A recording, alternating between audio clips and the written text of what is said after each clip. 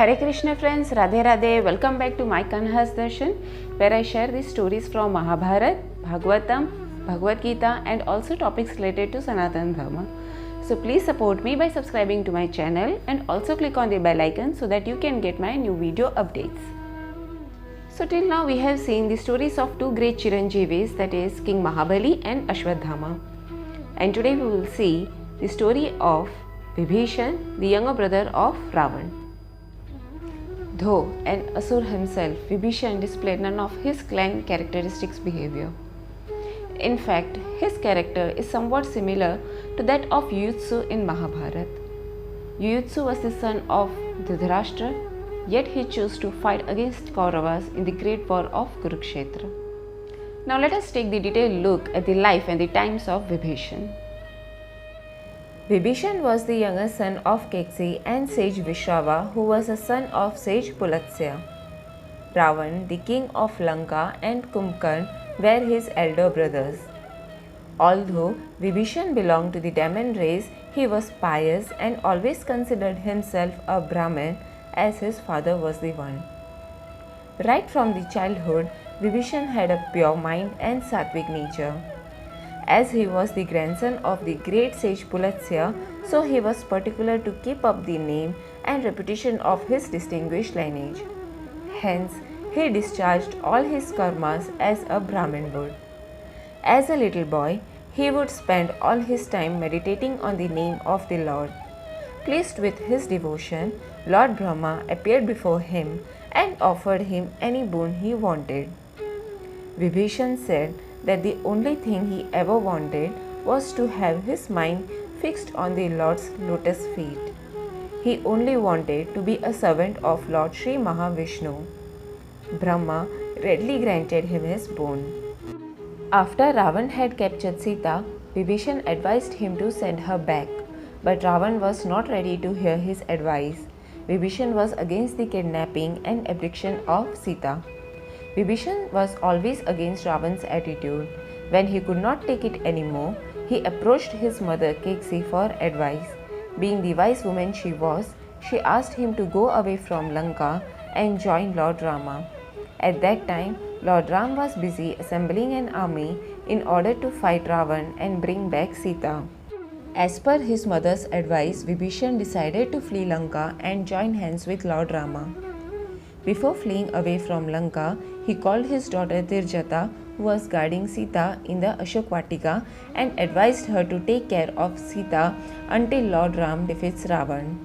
Only Vibhishan's daughter Tirjata and his wife Sarma knew that Vibhishan had planned to join Lord Rama. Vibhishan played a vital role in the Ramayana. He moved away from his own family, giving up all his wealth and royal status. He then supported and aided Lord Rama throughout his tussle with Ravan. He then secretly left Lanka with his mace, that is Gada, in his hand, also accompanied by two of his favorite demons. It is commonly believed that while going to meet a warrior to surrender oneself, one should not carry any weapon. However, Vibhishan had a purpose in carrying along his mace. He was overwhelmed when he finally reached the shores of Rameshwaram, where Lord Rama, Lakshman and the Vanar Sena were seated. At last, he could have a darshan of his Lord, who he was destined to serve for the rest of his life. Seeing Vibhishan approach them with mace in his hand, Hanuman and Sugriv thought that he was coming to attack them. But Lord Ram instantly realized why he had the weapon in his hand. The Lord knew that Vibhishan was actually his mace, just as Lakshman was his Adishesha and his Shank and Chakra were his own brothers Bharat and Shatrughna respectively. It is said that whenever Lord Vishnu takes an avatar on earth in order to fight and destroy evil, his mace, Shank and Chakra also accompany him in some human form. They then help the Lord to fight all the evil and re-establish Dharma on earth. Vibhishan approached Lord Ram and humbly fell at his feet. Rama fondly welcomed him into their fold and embraced him.